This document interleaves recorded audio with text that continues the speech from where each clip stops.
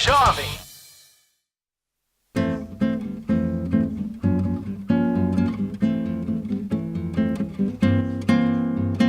Olha que coisa mais linda, mais cheia de graça. Ela, menina que vem e que passa, num doce balanço a caminho do mar. Moça do corpo dourado do sol de Ipanema, o seu balançado é mais que um poema, é coisa mais linda que eu já vi passar. Ah, porque estou tão sozinho. Ah, porque tudo é tão triste. Ah, a beleza que existe, a beleza que não é só minha, que também passa sozinha. Ah, se ela soubesse que quando ela passa, o mundo inteirinho se enche de graça e fica mais lindo por causa do amor, por causa do amor.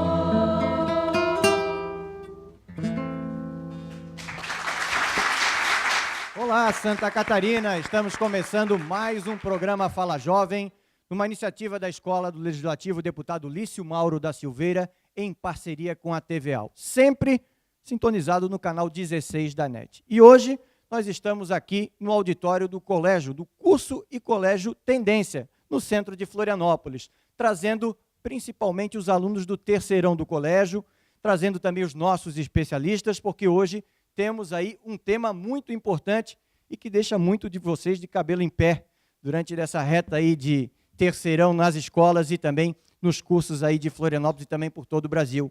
É o vestibular, a difícil escolha, né, de um vestibular, o que escolher, o que vai ser do futuro de um aluno e daqueles que vão ingressar nas faculdades e nas universidades pelo Brasil. Queria agradecer, além da presença de vocês, também o nosso Luizinho, né? Eu tenho um pouco dessa intimidade que a gente já trabalhou junto, né, Luizinho? O Luiz Sebastião, juntamente com aí o grupo de canto aqui, e a gente já agradece a presença de vocês também nesse Fala Jovem. Ao meu lado aqui também, os nossos especialistas convidados, a diretora desse belíssimo colégio, né, um dos mais conceituados aqui da região da Grande Florianópolis. Obrigado, professora Marisa Costa, pedagoga, né? Obrigado por sua presença aqui no nosso programa. E ao lado dela está também aí o Yuri, né? O Yuri Becker dos Santos, ele que é o presidente da UCE, né? Que é a UCE, né? Que a gente usa muito, né? A UCE, União Catarinense dos Estudantes. Então, também obrigado pela sua presença. Vocês que serão sabatinados aí pelos alunos do terceirão aqui do colégio. E como eu falei, nós temos aí esse tema, né? Do vestibular, que é uma opção que muitos deles têm que escolher nessa reta aí quando chega num terceirão. E a gente, para poder falar um pouco mais do que é o vestibular e conhecer um pouco mais da história, a palavra vestibular, ela vem do latim vestibulum, que significa entrada. Até o início do século XX, as universidades brasileiras eram ocupadas somente por estudantes de colégios tradicionais.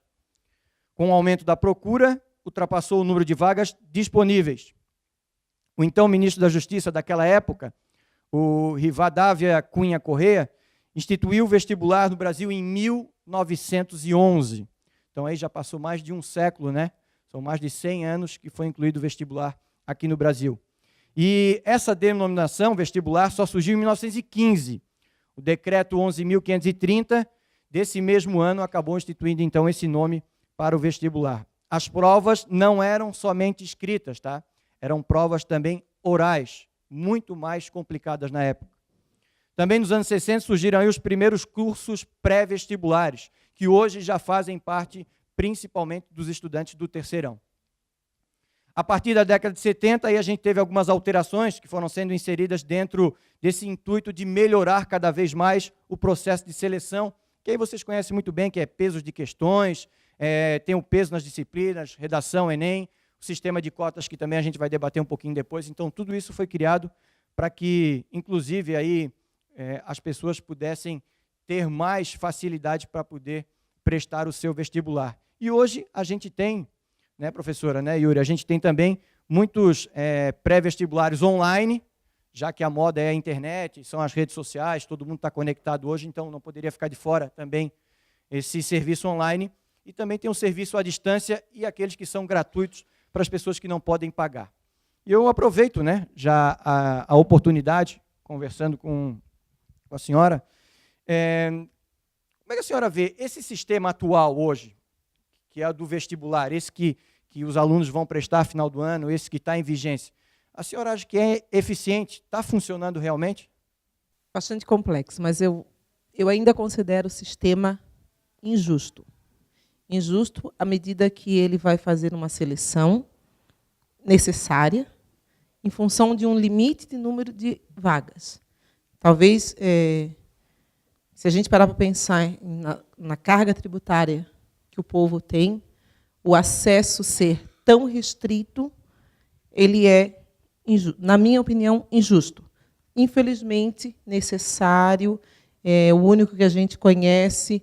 E se a gente parar para pensar, apesar de eu não considerar justo, ainda é o que a gente tem que pode nos balizar um pouco, principalmente pela atuação das universidades federais, que ao longo desses anos têm se mostrado bastante sério nesse sentido, né? Mas não acho que seja a melhor forma. Yuri, como é que vocês discutem isso na União Catarinense de Estudantes? Você, particularmente, a sua opinião como presidente, ou até mesmo a sua opinião pessoal, como é que você vê esse sistema de vestibulares hoje? Você acha que funciona? Primeiramente, a gente tem uma série de críticas a ser feitas ao vestibular como ele é feito hoje. Na verdade, enquanto União Catarinense dos Estudantes, qual que seria o método de entrada nas universidades que a gente mais defende? É o Enem. Porque há uma diferenciação gigante do jeito que é elaborada a prova do Enem e do jeito que é elaborada a prova de algumas universidades. O Enem ele tem um critério que faz com que o estudante ele avalie mais a condição histórica e social que a sociedade vive. Então, a gente consegue fazer uma análise muito mais criteriosa da sociedade como um todo, ao contrário da maioria dos vestibulares, que é aquela coisa mais massificada.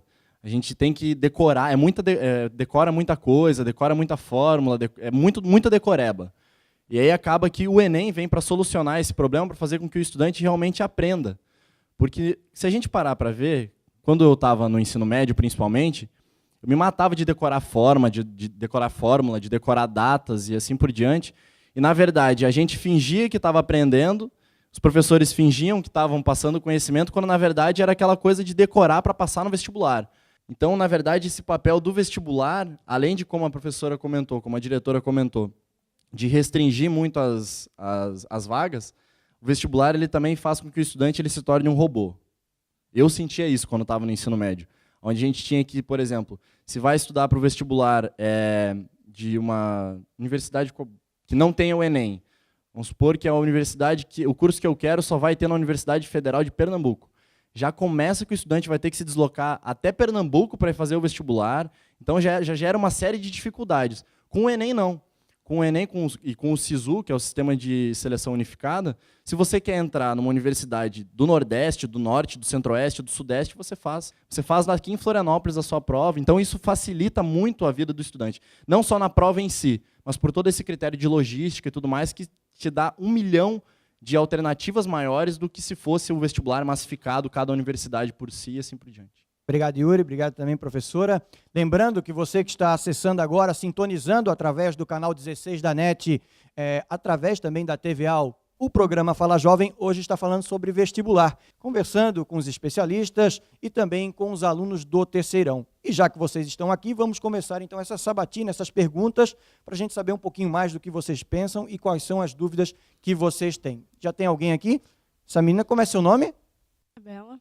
Isabela? Um pouquinho de pé para a gente. Isabela, fala, jovem. A minha pergunta é, já que o sistema de ensino brasileiro não é padronizado nas regiões, por exemplo, Sul, Sudeste, Centro-Oeste em relação ao Norte e Nordeste, além das instituições públicas e privadas não terem também uma igualdade, unificando só a prova do Enem, não estaria aumentando a desigualdade social? Eu falei que não era para fazer pergunta difícil. Não, brincadeira, gente. Não, a gente vive uma desigualdade tremenda no país. Isso é notável para qualquer pessoa que for viajar, e não precisa nem viajar, a gente tem essa realidade através de telejornais e tudo mais, onde o Norte e o Nordeste, infelizmente, tem uma educação que seja, vamos dizer assim, de menor qualidade do que a gente tem aqui no Sul e no Sudeste, principalmente. Com a unificação do vestibular, você permite com que haja uma miscigenação e uma troca de culturas no nosso país. Então, facilita o intercâmbio cultural. Por exemplo, aqui na UFSC, a gente não vai ter aluno só de Santa Catarina. A gente vai ter aluno de todo o Brasil. E, aos poucos, a gente consegue, com essa troca de culturas, fazer com que o Brasil com que os educadores de todos os estados comecem a perceber aonde que estão as dificuldades específicas de cada região, para que a gente comece a atuar também no ensino básico. Eu acredito que a principal debilidade no Brasil não é o ensino superior, hoje. A principal, há também. Mas a principal está no ensino básico. Mas como que a gente vai solucionar esse problema? Com investimento na educação. Hoje, a UCE, junto com a União Nacional dos Estudantes, através de muita pressão no Senado, na Câmara Federal, a gente conseguiu aprovar o Plano Nacional de Educação. O Plano Nacional de Educação ele estabelece 20 metas para um prazo de até 15 anos de investimentos que deverão ser feitos para que a gente possa ter uma educação de ensino básico, desde a base, já mais fortificada, para que não tenha mais essa desigualdade que tu comentasse. Então, por exemplo, uma das metas do PNE é a aplicação de 10% do PIB na educação. Hoje, o nosso PIB é investido em torno de 5% na educação. Apenas 4 países, se não me engano, no mundo, investem 10% no PIB. E acho que é Cuba e são mais 3. Sei que Cuba é um deles. Então, na verdade, com esses 10% do PIB para a educação, a gente vai conseguir elevar a educação básica e erradicar esse problema que, por exemplo, tu citasse, que é a desigualdade na questão de qualidade de ensino de Norte, Nordeste, Centro-Oeste, Sudeste e Sul. Então, aos poucos, a gente vai diminuindo. Mas eu acredito que o vestibular unificado não seja uma barreira para que a gente tenha essa troca de ideias. Eu acredito que não seja o problema disso. O problema está na base do ensino, mas não no vestibular. A senhora vê dessa forma também, diretora? É cruel o que eu vou dizer, mas, na verdade, vocês estão nos ajudando a melhorar o sistema. Possivelmente, daqui a 10 anos, e essa sempre foi uma das grandes preocupações, como que vai se fazer uma prova unificada? Eu entendo, Isabela, porque se a gente considerar o que estuda um aluno no Amazonas, e o que estuda um aluno aqui em Pelotas, aqui em Santa Catarina, os currículos, né, hoje, muito melhores que antigamente, porque quando o governo começou a trabalhar com parâmetros curriculares nacionais, uma das preocupações era essa, e a proposta é aliar um currículo que seja único. Então, eu sei que, de certa forma, vocês podem estar sendo cobaias, mas acreditem, no intuito de melhorar esse sistema. Nesse sentido, a gente pode perceber que a prova do Enem, por exemplo, ela vai trabalhar muito o contexto. E é bem como o Yuri colocou, a ideia não é o conhecimento puro e simples. A ideia é compreender essa nossa realidade. E se a gente parar para pensar, aquela preparação de vestibular que se fazia há 20 anos, de puramente decorar, que o professor vinha, cantava musiquinha, dava macetezinho, balançava a cabecinha, hoje não resolve a prova, porque hoje você precisa pensar na prova. E só isso, gente, já é um grande ganho. Só completando, diretora, não precisa nem voltar 20 anos atrás. Eu me formei no terceirão em 2009. E os meus professores... Estudava também num colégio particular, e os professores era desse jeito, era musiquinha, era decoreba pura. Então, na verdade, se a gente começar desde a escola a preparar os alunos para as provas, que tenham mais esse contexto social, que a gente pare para analisar mais a sociedade, e isso, inclusive, facilita a gente. Por exemplo, esse ano a gente tem eleições. Acredito que vocês aqui, a maioria já tem mais de 16 anos, né? Todo mundo fez título eleitoral, quem não tem, de 16 a 18. Quem tem de 16 a 18 que não é obrigado a votar, levanta a mão, por favor. Quem não é obrigado a votar. E quem fez o título, levanta a mão. Maioria, né? Então, isso já começa desde a escola. Se a gente, desde o nosso ensino básico, começasse a ter o discernimento e a capacidade de pensar de que o nosso voto vai estar influenciando, inclusive nessas questões de educação, se a gente tiver um contexto mais social, um contexto mais geral de que a gente vive num coletivo, de que a gente não vive no individualismo, a gente vai começar a atingir patamares elevados não só na educação, mas na saúde, em todos os setores da sociedade, porque a gente vai estar formando pensadores, a gente vai estar formando pessoas que vão formar a opinião, e não simplesmente pessoas que vão para a universidade pensando em ganhar o seu diploma, ganhar dinheiro e fazer a sua vida individual. Obrigado, Yuri. Mais uma vez, continuamos com as perguntas aí dos alunos do terceirão. Tem alguém aí atrás já? Já tem uma pergunta aí atrás? Tem alguém? Como é seu nome? Fala, jovem. Eu queria saber o que vocês acham dos nossos jovens estarem saindo do país para estudarem fora. E se vocês não acham meio injusto o Ciências Sem Fronteiras ser apenas focado para os alunos que querem cursar a área na biologia ou medicina, e esquecendo dos alunos que querem o meio artístico, como artes, teatro, design e informática, que por enquanto são áreas que estão sendo bastante procuradas. Vamos lá, então. Primeiro os estudantes, e depois a diretora vai lá e corrobora ou discorda. Ciências Sem Fronteiras, mais especificamente. Como é que é teu nome mesmo? Natália. O Ciências Sem Fronteiras é um programa que, na minha opinião, e na opinião da UCE, a gente defende e muito o Ciências Sem Fronteiras. É uma oportunidade que nunca, parafraseando um ex-presidente da República, nunca antes na história desse país a gente conseguiu fazer com que o estudante tivesse a oportunidade de, pago pelo governo, se especializar fora do nosso país. E sobre a questão do Ciências Sem Fronteiras mais especificamente, ele é um programa novo. Então ele tem, claro, uma série de debilidades ainda, que com certeza, com o passar do tempo, essas debilidades vão sendo quebradas. O primeiro Ciências Sem Fronteiras, ele abriu cerca de 80 mil vagas para estudantes aqui do país para estudarem fora. Então são 80 mil cidadãos brasileiros que estão fazendo a sua especialização fora do país. O 2.0 já vai abrir mais 100 mil vagas. Então, no decorrer aí de 2, 3 anos, a gente vai ter 180 mil estudantes estudando fora do país. Isso é uma coisa que, há 15 anos atrás, ninguém podia se pensar nisso, ainda mais com o governo pagando. Agora, por exemplo, algumas áreas que no Ciências Sem Fronteiras 1 não foram atingidas, no Ciências Sem Fronteiras 2 serão. Assim como se tiver um Ciências Sem Fronteira 3, um Ciências Sem Fronteira 4, a gente vai chegando nessas áreas, e principalmente a área de artes cênicas, como comentasse, e de outras áreas mais específicas, de artes e tudo mais, com certeza serão atingidas. Isso eu tenho certeza absoluta. Todo mundo tem que ter esse acesso, e eu acredito que o governo vai fazer isso posteriormente. Então, inclusive, o movimento estudantil, e aí já convoco vocês, a estarem pautando essas coisas, que é mais ou menos isso que a gente discute também, a qualidade da educação, como que vai ser feita a educação a partir da nossa visão. Porque ninguém melhor do que a gente que vive o dia a dia de sala de aula, que vive o dia a dia do Ciências Sem Fronteiras, que vive o dia a dia de um vestibular, de um Enem, para estar dizendo onde que pode melhorar. Aonde que pode melhorar o nosso currículo, aonde que pode melhorar o nosso acesso. Então, tudo isso passa pela cabeça da gente. E, inclusive, volto no assunto que eu comentei anteriormente. Se a gente criar robôs, os estudantes simplesmente vão passar batido por isso e vão dizer, infelizmente não vai dar para fazer nada. Agora, se a gente criar cidadãos formadores de opinião, com certeza vocês vão conseguir elaborar propostas, vão conseguir estar construindo e vão conseguir dar soluções aos problemas que aqueles de 50, 60, 70 anos que ditam a educação no Brasil não conseguem solucionar. É verdade, é verdade. Yuri Becker, presidente da União Catarinense dos Estudantes, juntamente com a professora e também diretora do curso e colégio Tendência, a Marisa Costa. Nós estamos falando sobre vestibular, né? Canal 16 da NET, você sintonizado com a gente na TVAL, assistindo o programa Fala Jovem. A gente vai a um breve intervalo, é rapidinho para a gente voltar. Enquanto isso, a gente vai escutar um pouquinho mais do Luizinho Sete Cordas, como é conhecido também, que daqui a pouco eu vou contar a história dele. Daqui a pouquinho a gente volta.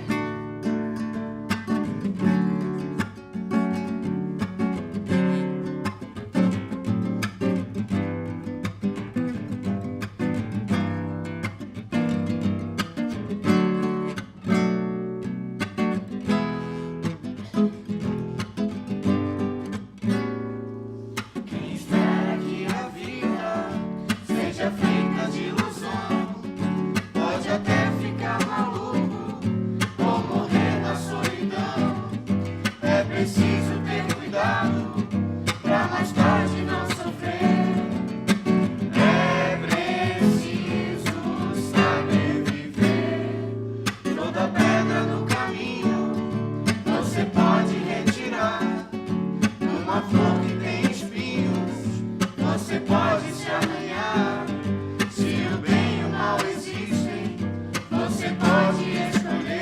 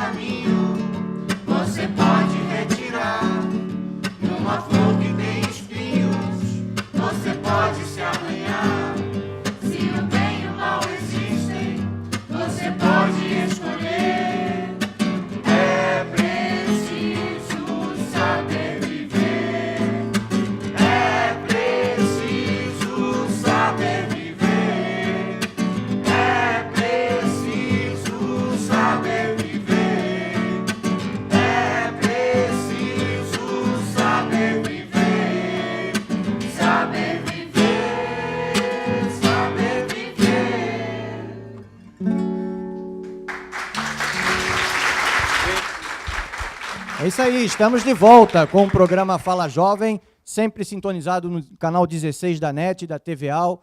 Esse que é uma iniciativa da Escola do Legislativo Deputado Lício Mauro da Silveira, e hoje com um tema muito importante, falando sobre a escolha no vestibular, recebendo os alunos do terceirão, que já estão se preparando para um vestibular, também de final de ano. Alguns até já tentaram aí fazer os seus testes na metade do ano, também vão fazer ainda os vestibulares de metade do ano.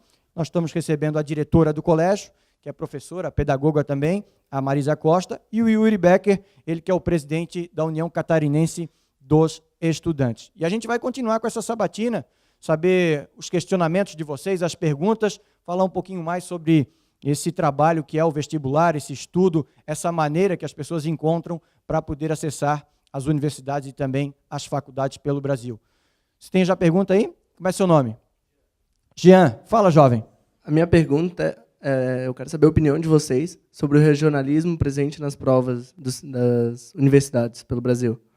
Como na UFSC, que pergunta sobre a história e a geografia de Santa Catarina. O que a senhora acha, diretora? Se a gente parar para pensar numa proposta nacional, né, hoje, pensar no regionalismo é pensar no o que a gente chama de pensar no próprio umbigo. Né? Não que nós não estamos dizendo que você não deve conhecer a história do seu Estado, mas isso, única e exclusivamente, não vai nos dar essa noção que o Yuri, inclusive, colocou, que é uma noção de todo.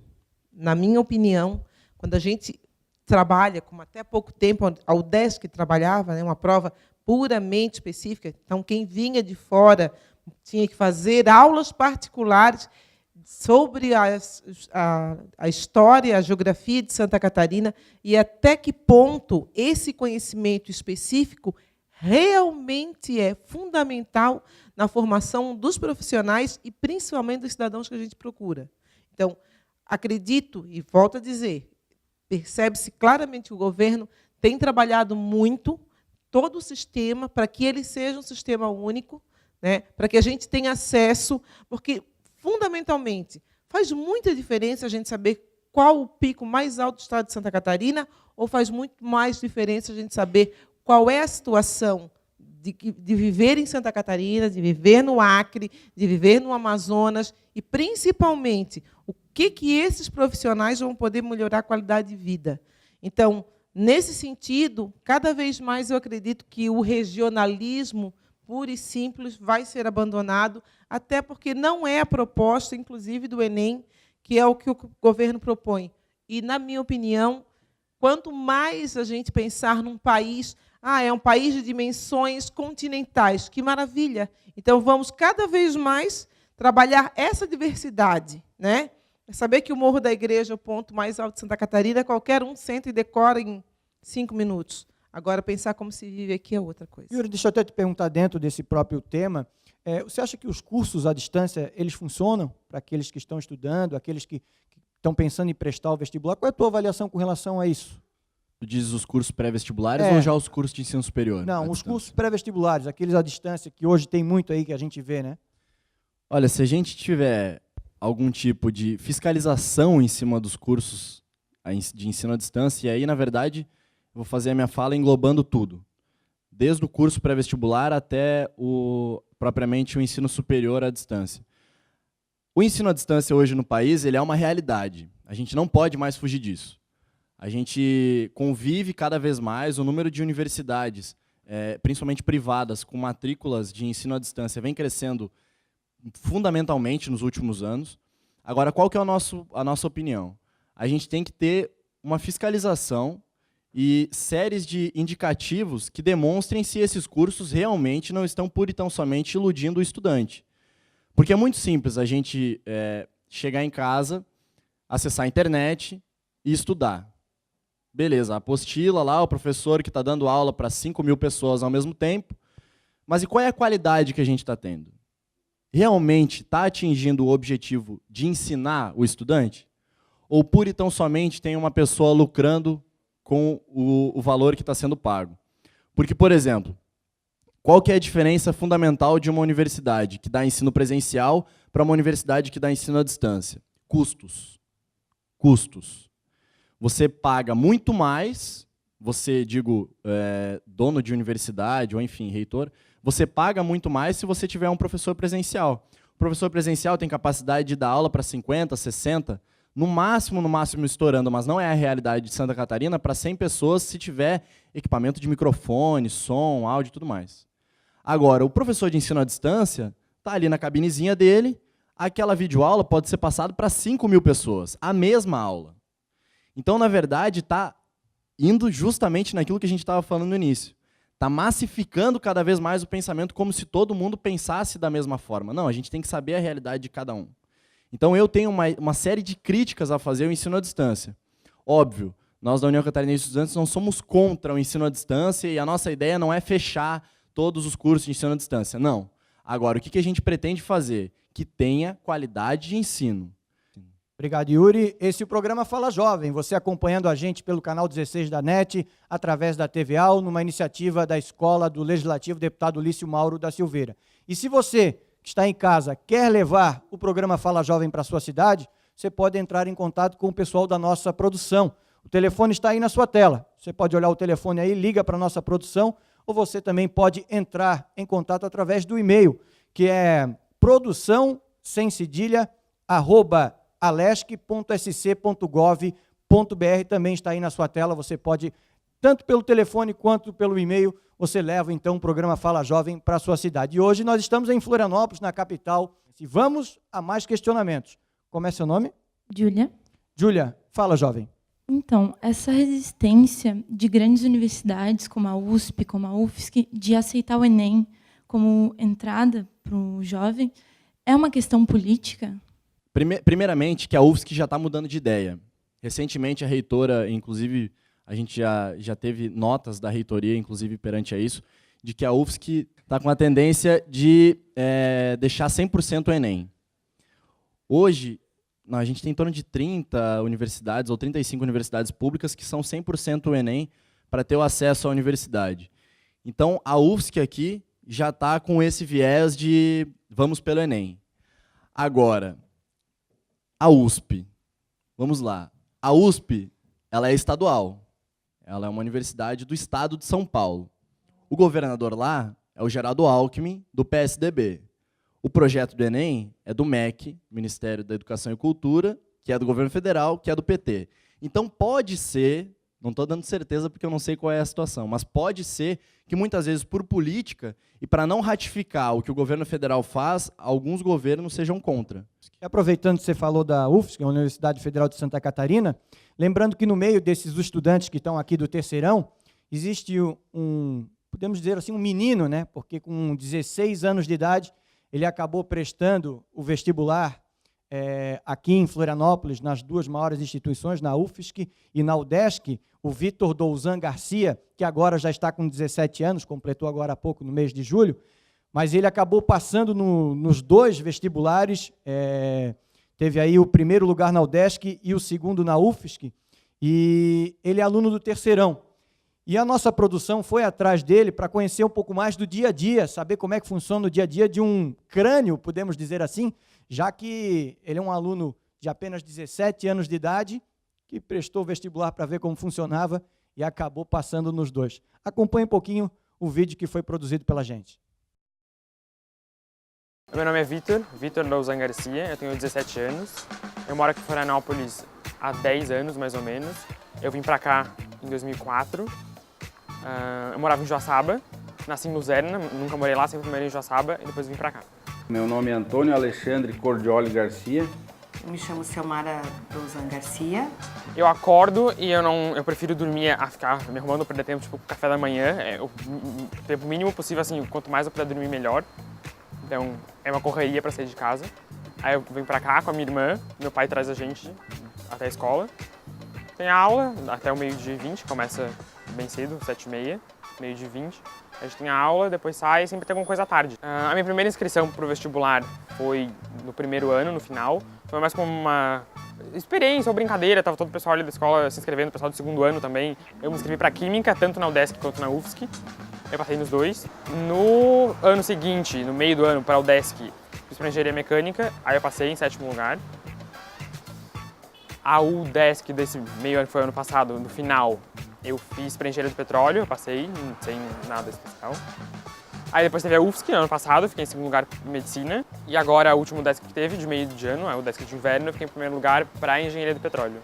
A gente sempre costuma ir muito em biblioteca, livraria, assinatura de jornal. A gente procurou já desde o início, quando ele era bem pequeno ainda, criança com menos de 2 anos ainda, já estimular com livros e antes mesmo da escola a gente já procurou alfabetizá-lo e todo esse tipo de coisa, né?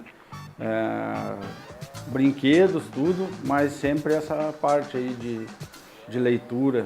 E eu acho que ele sempre viu muito os tios e o avô sempre com livro. Quando você chega na casa do vô dele, tem muito livro. Então, e tem sempre alguém lendo. O próximo vestibular é o que vai valer. Vou fazer para engenharia química, na Federal, espero, na Federal. Inicialmente eu queria fazer relações internacionais. Era a minha ideia, eu queria fazer depois um concurso para diplomata. Mudei de ideia conforme o ensino médio, mais pelo que eu ia estudar no curso superior e não pela profissão depois. E hoje eu quero fazer engenharia química justamente pela abrangência do curso. Eu não acho que eu tenho um método de estudo específico ou um segredo e alguma coisa que vai funcionar sempre. Se você pegar esse método, ele vai funcionar, vai ser infalível. Eu acho que você tem que encontrar o teu próprio método, mas desde sempre, fora do ensino médio também, antes do ensino fundamental, chegava a prova e eu tentava estudar tudo relacionado àquela matéria. Estudar todo o conteúdo e você está interessado por aquilo. E sem cobrança, né? E a gente nunca ficou cobrando, nem dizendo, você vai fazer tal faculdade. Não, é liberdade total, tem que estudar, tem que ler o livro, nunca, tem que...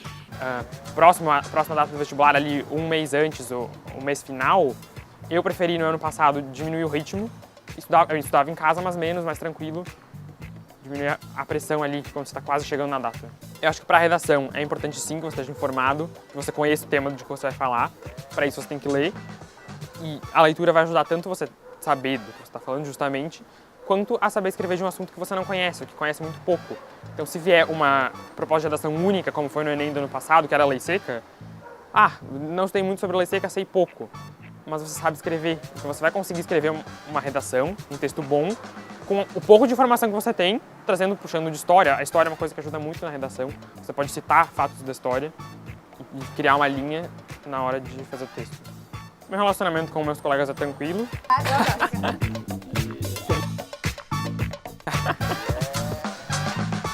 A leitura, a livraria, o cinema, né? Que o cinema ensina muito. E ouvir os conselhos dos mais velhos, principalmente. Porque sempre um vô, uma avó... Mas uma escolinha de futebol é bom também, né? O segredo é que não tem segredo.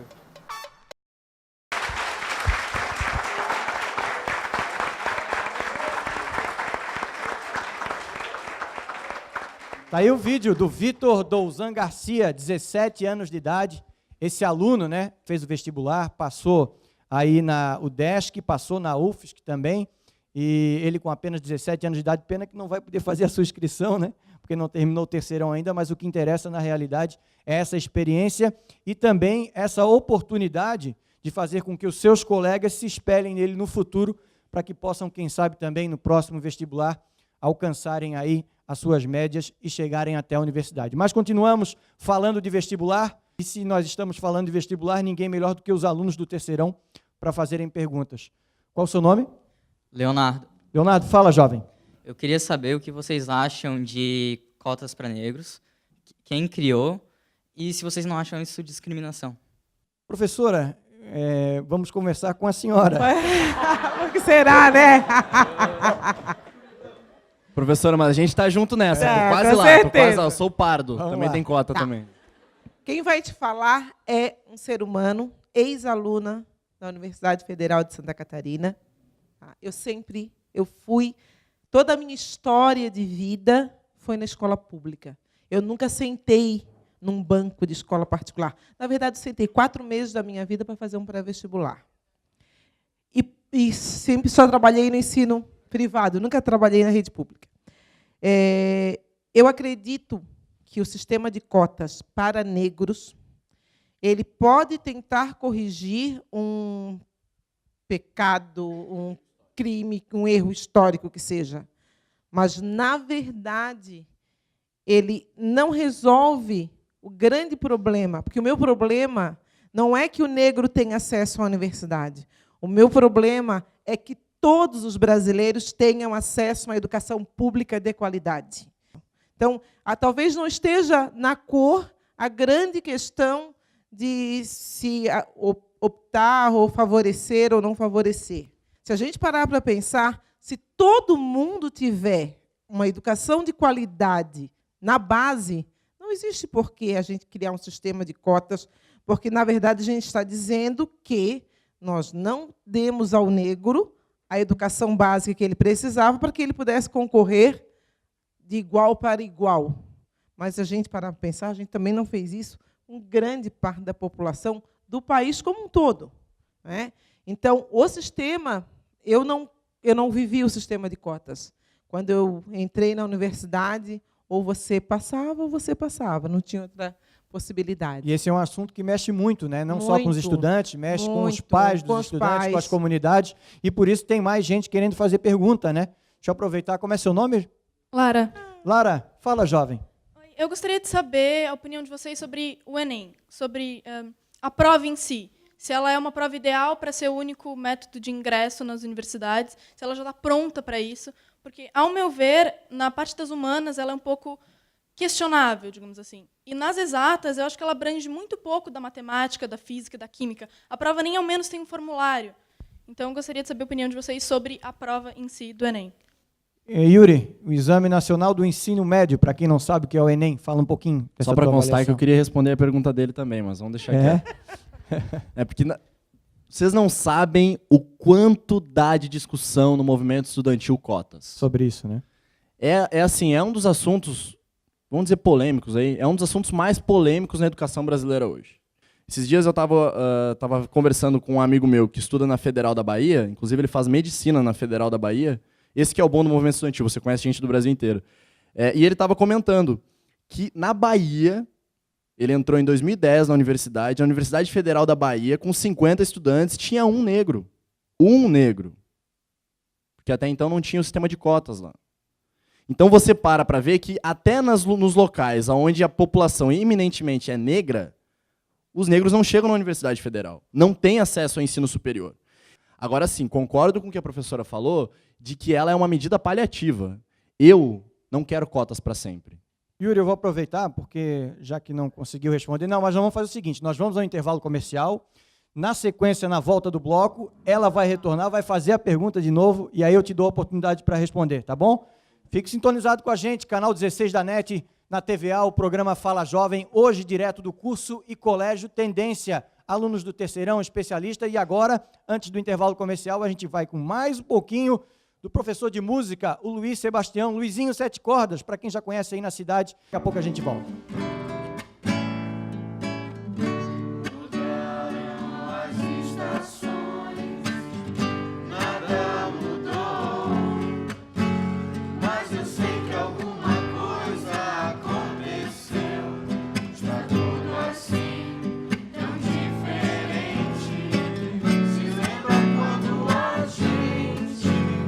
Chegou um dia acreditar que tudo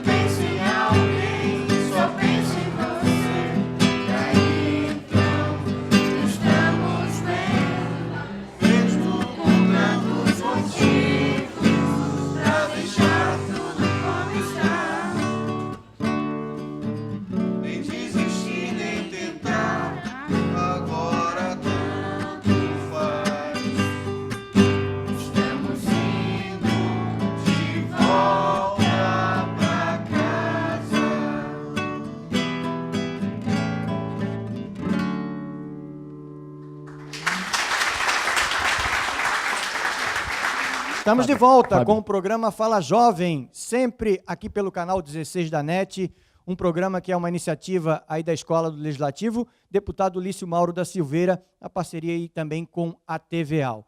E nós voltamos sempre do bloco com esse som maravilhoso do Luizinho, professor Luiz Sebastião, ele juntamente com um grupo de canto, e nesse bloco a gente vai bater um papo daqui a pouquinho para contar a história desse pessoal. Agradecendo também a presença dos alunos do Terceirão, que estão fazendo as suas perguntas, os seus questionamentos dentro do tema de hoje, que fala sobre o vestibular, a difícil escolha. E dentro desse tema nós vamos continuar com as perguntas. A Lara, né, tinha feito um questionamento. Lara, novamente, para a gente poder a pergunta para os nossos convidados aí. Então, eu gostaria de saber a opinião de vocês sobre o Enem, sobre a prova em si, se ela já está pronta para ser o único meio de ingresso nas universidades, se ela é a prova ideal para isso, e se não, se a adoção dela não é uma coisa, digamos assim, que deveria ter sido feita só se ela estivesse pronta. Porque, na minha opinião, nas questões humanas ela pode ser um pouco questionável e nas exatas ela abrange muito pouco da física, da matemática, da química, sendo que ela nem tem um formulário para a gente trabalhar em cima disso. Por isso eu gostaria de saber a opinião de vocês. Professora, vou deixar a senhora começar enquanto ele toma a aguinha dele, tá?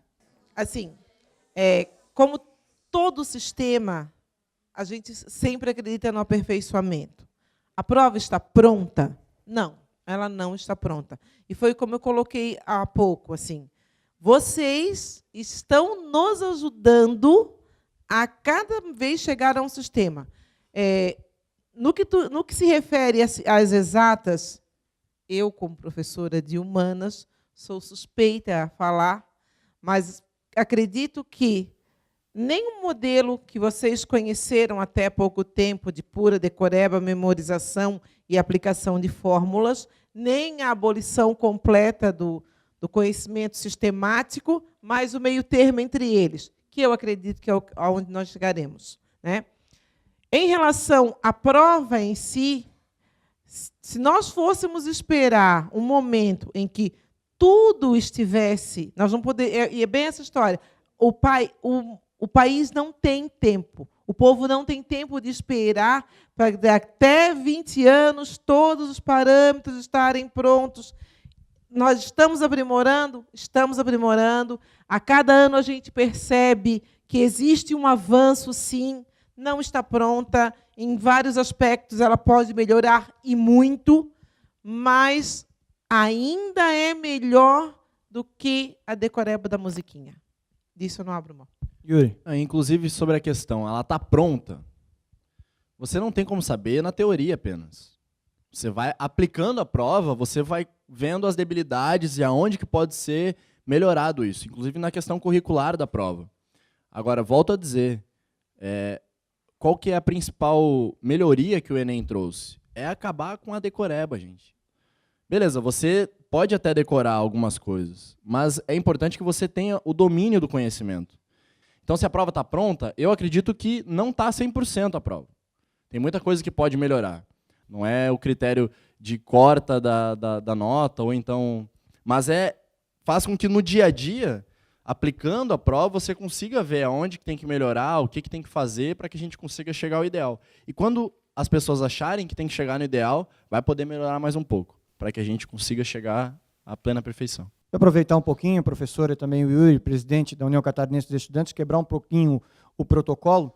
Deixa eu questionar um pouquinho. Você está fazendo vestibular, você já pensou para que você quer fazer? Já. O que você vai fazer? Administração Pública na UDESC e Ciências Contábeis na UFSC. E por que dessa escolha? Vagas no mercado de trabalho. Você já pensou o que quer fazer? Sim, Sistemas de Informação na UFSC. Foi uma escolha que você criou ela no terceirão ou já veio estudando ela um pouquinho antes? Uma escolha que criei no terceirão por falta de opção. Você já escolheu? Não estou no terceirão. Não está no terceirão, mas está aqui. Mas já pensou? Ele é de outro colégio, na real. Já é de outro colégio? Também não. Tá aí. Você já pensou? Brincando. Já. Mas teu já não foi muito... Mas eu ainda tenho em dúvida. Tá em dúvida do quê? Em Educação Física e Engenharia Civil. Educação Física e Engenharia Civil, hein? São bem parecidos os dois, né? De onde é que tu tirou essa semelhança aí? Fica tranquila. Sei lá, por escolha minha mesmo. Você já escolheu a sua? Já. O que você vai querer fazer? Letras Português. Vai ser professora? Não, bacharelado. Bacharelado, sabia. Tá aí, a gente quebrando só um pouquinho desse protocolo. Até Pergunta porque é lá para importante, trás né? também, ó. Deixa eu passar pelo meio aqui. Vai, isso, agora vamos dar sim. uma passada pelo meio, Que então, é aqui. sempre o pessoal da frente que se ferra. Inclusive na sala de aula. O pessoal do fundão nunca leva pergunta. Não, e o pessoal já senta atrás por causa disso, né? Justamente. A gente já sabe disso. Deixa eu ver aqui. Vai lá pro fundão. Como é seu nome? Vinícius. Vinícius, o que você pretende fazer aí no vestibular? Eu pretendo fazer engenharia química. Era bom se passasse que nem o colega, né? Seria maravilhoso. Engenharia química. Seu nome? Thalia. Thalia, já pensou o que pode fazer aí para esse vestibular? Já. O que você vai querer? Arquitetura. Arquitetura é bom. Deixa eu conversar aqui. E aí, já pensou? Educação física, né? É isso aí mesmo. Camisa da natação, eu logo imaginei, educação física. Deixa eu ver aqui. Não fica nervosa, como é seu nome? Bianca. Bianca, já pensou? Já. O que você quer fazer? Medicina veterinária. Olha, medicina veterinária. Já viu se tem por aqui? Por aqui eu vou fazer pra Lages. Tem que subir a serra. É. Ligado, então já se preparando, todo mundo querendo ser que nem o nosso amiguinho que passou em 2 vestibulares ao mesmo tempo, né? Agora, Fábio, uma coisa que... Como é que é teu nome? Luana, não fica apavorada com a zoação da galera.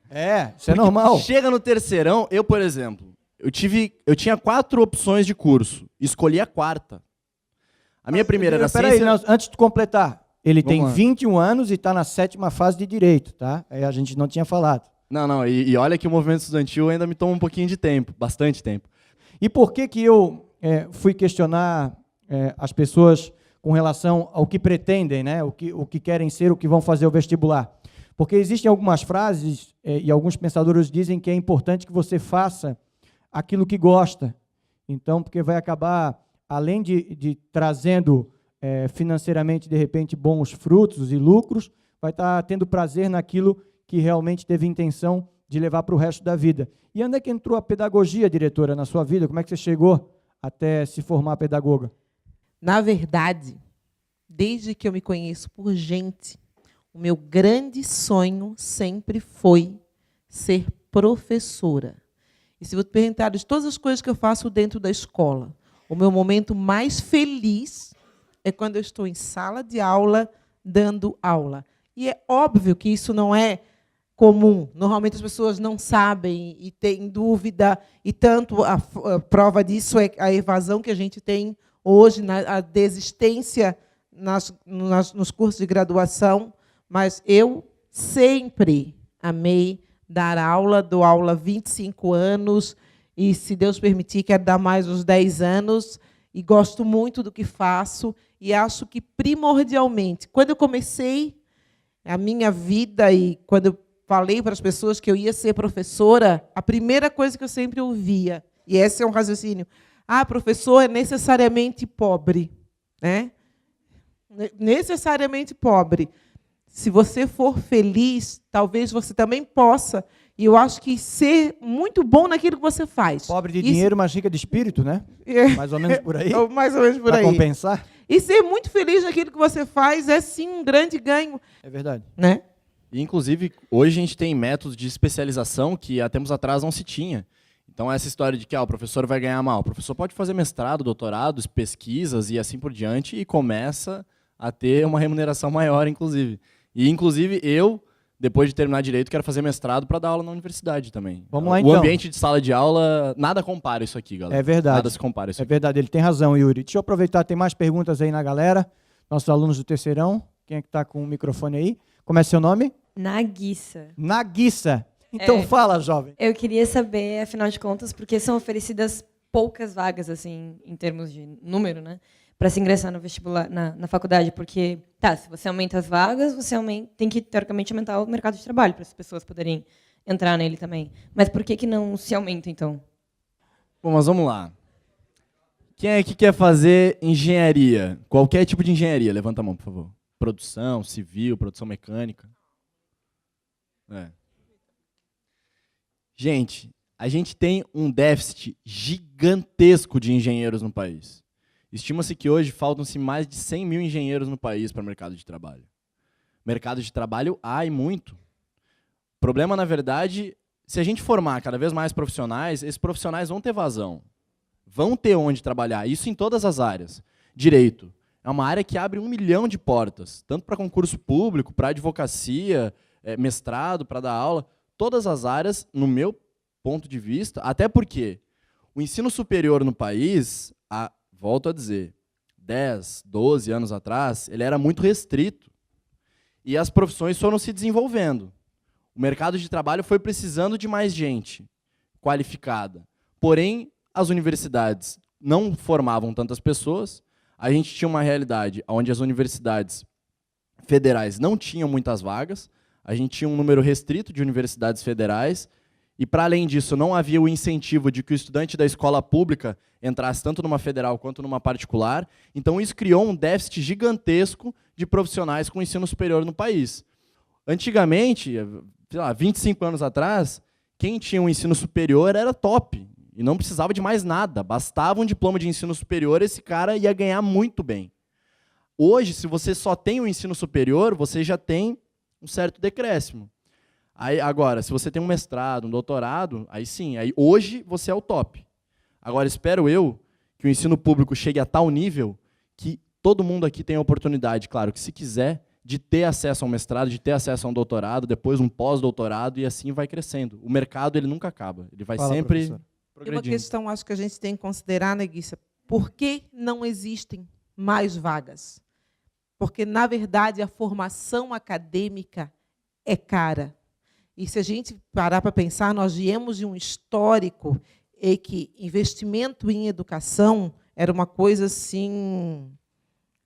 se hoje já é difícil, era muito pior. Estamos chegando na reta final do programa e vamos, então, à nossa última pergunta dos jovens do terceirão que estão aqui hoje. Você pode levantar qual é o seu nome?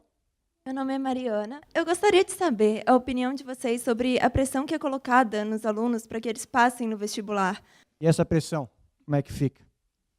Cara, eu vivi isso há 5 anos atrás. A sorte foi que eu fiz o vestibular da CAF e ele é um pouquinho mais fácil do que o vestibular. A pressão partiu de quem, essa pressão que você viveu? Todo mundo. Você recebe pressão de familiares, recebe pressão de amigos, recebe pressão... Porque até o teu melhor amigo, se você não passa no vestibular, ele vai dizer assim, bah, cara, como assim não passou no vestibular? É óbvio que você deveria passar no vestibular. E isso pega muito hoje. Agora, muito parte dessa pressão justamente por aquilo que a gente estava falando lá no início do programa. Formar robô. Pegar diploma, ganhar dinheiro, não se importar com mais ninguém e vamos embora. A gente não pode pensar assim. O jovem ele tem que ter a tranquilidade, até porque isso dificulta muito na hora de fazer a prova. Às vezes você vai fazer uma questão que você tem absoluta certeza é uma redundância, tem a certeza de que vai conseguir fazer aquela questão, de que sabe aquilo lá, de que estudou, mas o nervosismo de pressão de família, de pressão de amigos, de afins, até de professores, muitas vezes, acaba te atrapalhando. E digo isso de professores porque eu lembro que eu não era dos melhores da minha classe, mas o pessoal que era os melhores da classe não passaram no primeiro vestibular. Justamente porque até os professores botavam pressão. Falavam, esse cara aqui é o cara da minha sala de aula, ele vai passar, e saíam falando por aí, e o cara chegou na hora da pressão do vestibular. Não é nem pipocar, é porque, na verdade... Não rendeu, não era. Essa pressão é desnecessária. Claro, não estou negando a ajuda dos pais e afins. São muito importantes. Inclusive, agradeço a Deus pelo apoio que os meus me deram e me dão até hoje. Mas, galera... A gente tem que ser um pouco mais livre. A juventude ela tem que ter um pouquinho mais de asas para poder voar sozinha. Não adianta a gente simplesmente chegar carregado até depois do terceirão, aí passa numa universidade federal lá em outro estado e não sabe morar sozinho. Poxa, tem que ter essa vivência, tem que saber como se virar, tem que ter a possibilidade de estar sendo você mesmo. E não de simplesmente ser a cópia de alguém que tenha que dizer aquilo que você faz ou deixa de fazer. Eu odeio pressão pré-vestibular. É verdade. E inclusive, eu tive uma experiência como essa, não minha, mas eu tenho um filho de 15 anos de idade, o Alexandre, que deve estar em casa agora assistindo a gente, e ele está fazendo o primeiro ano do segundo grau, que a gente chama isso, né? E aí eles resolveram fazer um simulado para os alunos do terceirão e os alunos que estavam na, então, 9º ano, 8ª série. E, por incrível que pareça, ele fez, pagou com o dinheiro dele, não me perguntou nada. E quando saiu o resultado, ele ficou em primeiro lugar na frente dos alunos do terceirão e da 8ª série. Então, a felicidade sem pressão, ou sem tão longe do que ele estava para fazer, ele acabou indo lá e mostrando um pouquinho do que é fazer com vontade, ter um pouquinho de vontade. Isso, claro, é uma experiência que eu tive em casa e que eu tinha que passar para vocês, porque eu achei muito interessante, porque eu estou fazendo Fala Jovem, eu sou jovem e meu filho ainda é mais jovem, ainda com 15 anos de idade, já está tentando se colocar no mercado. Começar cedo, né, Fábio? Com relação a isso. Acontece, né, cara? Deixa eu aproveitar que nós estamos um pouquinho mais descontraídos e falamos de várias profissões e não falamos da profissão que é ser músico, que é uma profissão tão quanto importante e também tão quanto desgastante, né, do ponto de vista, já que o professor Luizinho, né, ou Luiz, eu conheci ele como Luizinho 7 cordas, para quem não sabe, é porque ele toca um violão que tem 7 cordas. Geralmente o violão tem 6 e o violão do Luizinho, que você já conhece, tem 7 cordas. E criou também esse coral, esse grupo de canto. Fala um pouquinho da tua história, como é que surgiu a música, você fez Universidade de Música, como é que foi isso, Luizinho? Primeiro, música para decoreba não, mas a gente pode fazer nossa música aqui, né? Para decorar não Decoreba pode, não, né? Então, tá bom. O curso Colégio Tenense já tinha música antes de eu entrar, né? Eu fui convidado para dar aula e aí a gente continuou o trabalho. Né? Hoje tem um grupo de canto, tem um grupo de violão. Fiquei até impressionado quando entrei na sala, tinha 20, acho que eu não contei, mas uns 25 violões tinha. Então, fala um pouquinho desse teu trabalho, assim, como é que tem desenvolvido esses teus projetos aí pela cidade? Então, eu me formei na UDESC em 2010, em licenciatura em música, e venho atuando como músico profissional, né? Trabalhando com projetos culturais, e gravando CD, produção de CD, com estúdios. O mercado de trabalho da música em Santa Catarina está crescendo muito. É muito grande. Explica, qual é a diferença de som de um violão de 6 cordas e 7 cordas? O que tem, basicamente, o que vai ampliar numa música ou vai trazer de diferente dentro de uma música? Que é um instrumento que ele é característico do samba e do choro. Né? Ele chegou no Brasil século XVIII com os ciganos que vieram da Rússia para cá e trouxeram esse violão e o pessoal no Rio de Janeiro pegou, porque ele tem uma corda mais grave, né? Tem a 7ª corda, afinada em dó ou em si. Né? E a gente Estão entendendo, né? Tem uma galera que está entendendo, tem uma rapaziada que já sabe. E aí a gente usa para fazer o que chama o contracanto, né? A baixaria do violão 7 cordas. E quem conhece nota a diferença, né? Sim, e quem não conhece também, se tirar, já sabe que faz falta, né? No samba e no choro faz falta. Professor Luiz Sebastião, Luizinho 7 cordas, obrigado pela sua participação com a gente. Fica aí com esse coral em pé aí, esse tempão todo, 1 hora de programa.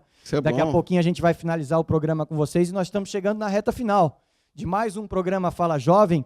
E é interessante para você que está em casa assistindo a gente através do canal 16 da NET, através da TVAL. Para quem não sabe, é uma parceria. Esse programa foi criado através da Escola do Legislativo, deputado Lício Mauro da Silveira. E fora isso, existe uma situação de que, depois que o programa vai ao ar, ele cai na internet e vocês podem acessar também dentro do nosso site da internet. Então, vocês vão lá, agenciaal.alesc.sc.gov.br. Você clica em TVAL, depois você vai em programas, em produções, e lá tem todo o conteúdo do programa Fala Jovem. Você pode, numa boa, acessar os programas anteriores, esses que estão sendo gravados agora e que estão indo ao ar aí dentro da programação de 2014. Quero agradecer mais uma vez a presença de vocês, a paciência que tiveram com a gente, os questionamentos que foram muito importantes e que vocês tenham sorte também nos próximos vestibulares e também na carreira que vocês escolherem para sempre. Professora e também diretora do colégio, obrigado pela sua presença, Marisa Costa. Agradecemos mais uma vez a sua participação no Fala Jovem. Nós aqui agradecemos a presença de vocês. Acho que todo o debate é sempre bem gratificante. Para a gente foi um prazer recebê-los. Obrigada. Yuri Becker, presidente da União Catarinense dos Estudantes, mais uma vez obrigado pela sua presença. Muito obrigado pela oportunidade de estar aqui, de estar debatendo com vocês, né? A gente não combinou antes, mas quando for terminar o programa, todo mundo solta aquele tipo do programa do Jô, assim, que diz que gostou da entrevista. E, bom, pessoal, para finalizar aqui, muito obrigado, Fábio, pela oportunidade de estar aqui, mais uma vez agradecendo também ao pessoal da TV da Assembleia Legislativa. Diretora, muito obrigado pela oportunidade de estar debatendo com a senhora, inclusive. É sempre importante que a gente tenha esse acúmulo de diferentes gerações, esse choque geracional, para que juntos a gente consiga estar construindo a nossa educação de qualidade. Galera, mais uma vez dizer, a União Catarinense dos Estudantes está à disposição de vocês. Na verdade, a União Catarinense dos Estudantes, ela representa, por estatuto, os estudantes de ensino superior somente, mas como a nossa entidade estadual de movimento secundarista ela está desativada, a gente está cumprindo esse papel aqui no Estado. Então, até já conversei com a professora, parece que não tem grêmio estudantil aqui no colégio, e é muito importante que haja grêmios estudantis, que haja pessoas que formem opinião, que tenham essa capacidade, e isso é importante porque agrega no currículo de vocês.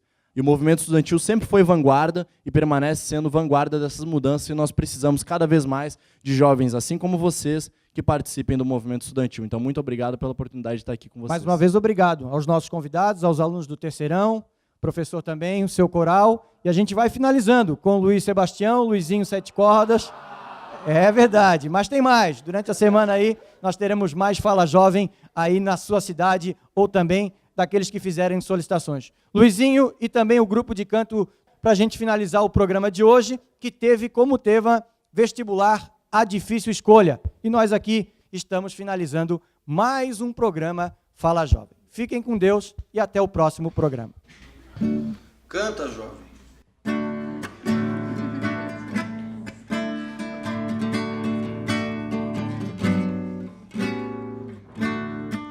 Meu caminho é cada manhã, não procure saber onde vou. Meu destino não é de ninguém, eu não deixo os meus passos no chão.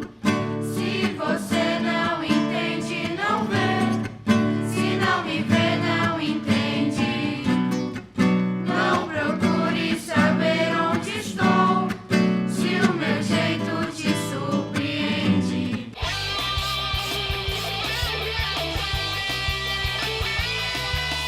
Fala, fala, fala jovem!